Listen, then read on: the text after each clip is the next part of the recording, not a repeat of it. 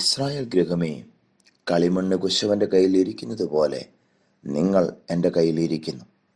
യിരെമ്യാ പ്രവാചകന്റെ പുസ്തകം 18-ാം അധ്യായം ഇതിൻ്റെ 6-ാമത്തെ വാക്യം. പ്രഭാതത്തിൽ ദൈവവചനം ശ്രവിക്കുന്ന ഏവർക്കും സ്നേഹാവന്ദനങ്ങൾ.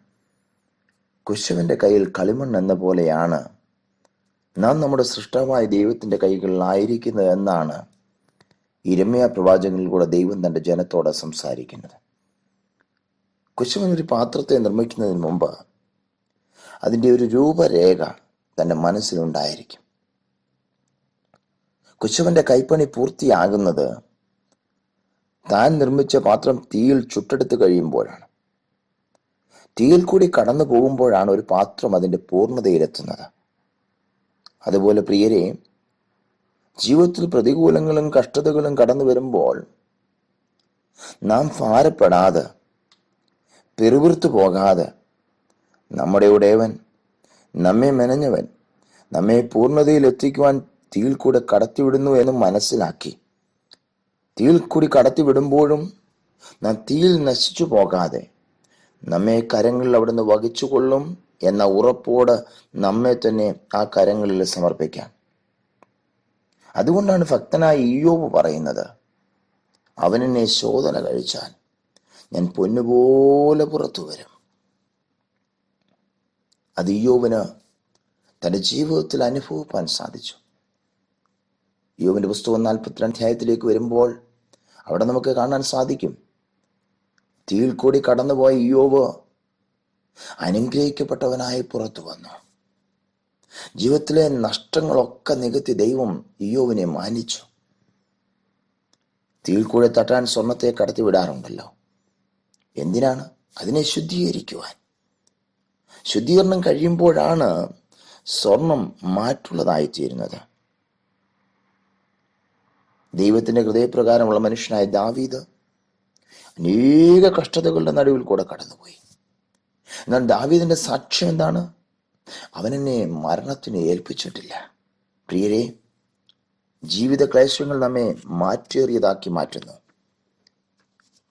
കുശവന് കളിമണ്ണിനെ കുറിച്ച് ഒരു ഉദ്ദേശമുണ്ട്. അതുപോലെ നമ്മുടെ ഉടയവനും നമ്മെ മെനഞ്ഞവനും നമ്മുടെ കർത്താവും രക്ഷകനുമായിരിക്കുന്ന കർത്താവിന് നമ്മുടെ ജീവിതത്തെക്കുറിച്ച് വ്യക്തമായ പദ്ധതിയുണ്ട്. അതുകൊണ്ട് അപ്പോസ്തലനായ പൗലോസ് ഫിലിപ്പ്യർക്ക് ലേഖനം എഴുതുമ്പോൾ അതിൻ്റെ 1-ാം അധ്യായം 4-ാമത്തെ വാക്യത്തിൽ ഇപ്രകാരം പറയുന്നു, നിങ്ങളിൽ നല്ല പ്രവൃത്തിയെ ആരംഭിച്ചവൻ യേശുക്രിസ്തുവിന്റെ നാളോളം അതിനെ തികയ്ക്കുമെന്ന് ഉറപ്പായി വിശ്വസിച്ചിരിക്കുന്നു. അതേ പ്രിയരെ, ദൈവം തൻ്റെ ഇഷ്ടം നമ്മിൽ നിവർത്തിപ്പാൻ വിശ്വസ്തനും നീതിമാനുമാണ്. കുശവൻ കളിമണ്ണിനെ ഒരു പാത്രമായി മെനയുന്ന സമയം പല പ്രാവശ്യം അത് ഉടഞ്ഞു പോകാറുണ്ട്. ഉടയുന്നവയെ കളയുകയല്ല ചെയ്യുന്നത്, അതിനെ വീണ്ടും വീണ്ടും പാത്രങ്ങളായി രൂപപ്പെടുത്തുന്നു.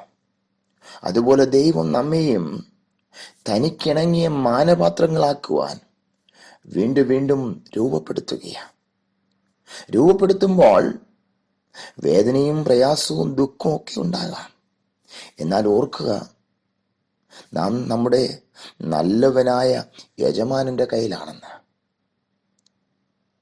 റോമർക്കെഴുതിയ ലേഖനം 8-ാം അധ്യായം 28-ാമത്തെ വാക്യത്തിൽ പൗലോസ് അപ്പോസ്തലൻ ഇപ്രകാരം എഴുതിയിരിക്കുന്നു, എന്നാൽ ദൈവത്തെ സ്നേഹിക്കുന്നവർക്ക്, നിർണയപ്രകാരം വിളിക്കപ്പെട്ടവർക്ക് തന്നെ സകലവും നന്മയ്ക്കായി കൂടി വ്യാപരിക്കുന്നു.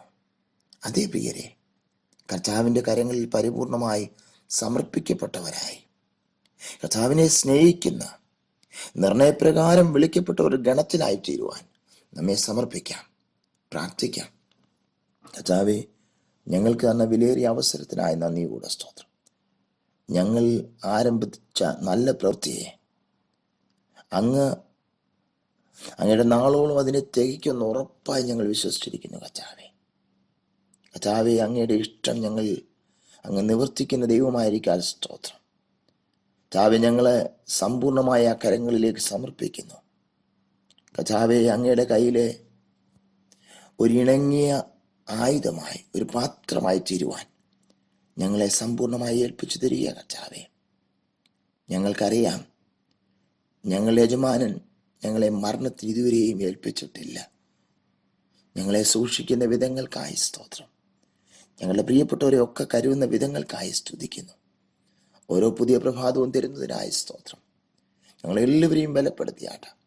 വചനം കേട്ട ആരെങ്കിലും ഇന്ന് വേദനയിലും പ്രയാസത്തിലുമായിരിക്കുന്നുവെങ്കിൽ അവരെ കർത്താവേ, ആ വേദനയിൽ നിന്ന് പ്രയാസത്തിൽ നിന്ന് കടത്തി ഒരു നല്ല അനുഭവത്തിൻ്റെ നാളിലേക്ക് അവരെ നടത്തണമേ എന്ന് പ്രാർത്ഥിക്കുന്നു.